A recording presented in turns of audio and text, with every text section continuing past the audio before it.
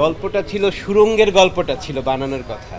একটা ফেসকে সামনে আনলো যে এর ওপরে কোনো গল্প করা যায় কিনা। আমি নামটা বলতে চাই না, কারণ তার লাইফে এত কিছু ঘটে গেছে, সেটা আপনারা সবাই তাকে চেনেন, জানেন, নামটা বলা যাবে না।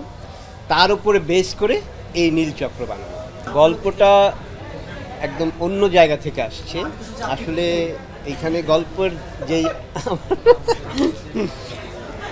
আমি ফাঁদে পড়ি নাই, ফাঁদে পড়ছে মাসুম, মাসুমের ফাঁদের গল্প এগুলো। হ্যাঁ, কিন্তু বেসিক্যালি গল্পটা আমার এইরকম ছিল না। এই সিনেমা আমি গল্প বানাইতে চাই নাই, এটা পরের ধাপে আসছে। একদমই মিরাকেল একটা ঘটনা ঘটছিল। এটা আসলে আজকে বলা উচিত কিনা আমি জানি না। গল্পটা ছিল সুরঙ্গের গল্পটা ছিল বানানোর কথা। সুরঙ্গের গল্পটা বানানোর কথা ছিল। না, রায়হান রাফির তো ওর আগে রায়হান রাফি যেটা করছে সেটা আমরা জানি না, যে ও একটা ডিজাইন করছে। তো আমার প্রডিউসার ওইরকম একটা গল্প আমাকে পাঠাইছে যে এইরকম একটা গল্প আমি বানাইতে চাই। তো ফাইনালি আমি আমার টিমের সাথে কথা বলার পর একজন বলল যে এই গল্প তো রায়হান রাফি ভাই করতেছে, নাম হচ্ছে সুরঙ্গ। তো আর আমি যেটা আমাকে পাঠানো হয়েছে সেটার নাম ছিল রাস্তার ওপারে। তো সেই জায়গা থেকে পরে কি হবে, পরের দিনই দেখি যে এই ঘোষণা আসছে। ওটা একদম মিরাকেল ঘটনা, এটা অদ্ভুত ঘটনা।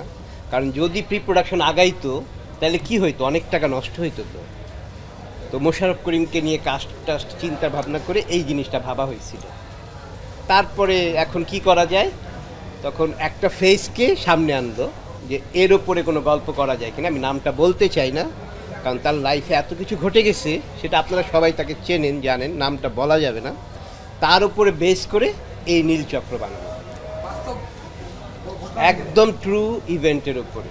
এবং আসলেই তো এটা গ্লোবাল ইস্যুস না, একটা সোশ্যালি যেটা ঘটতেছে, জেনারেশন যেটা করতেছে, এটা তো আমাদের একদম গ্লোবাল ইস্যুস।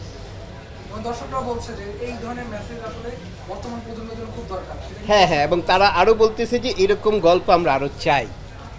এবং একটা দর্শক তো বলেই ফেললো, আমি নিজে দেখছি, যে সেটা বলতেছে যে উপজেলায় উপজেলায় এই সিনেমাটা দেখানো হোক।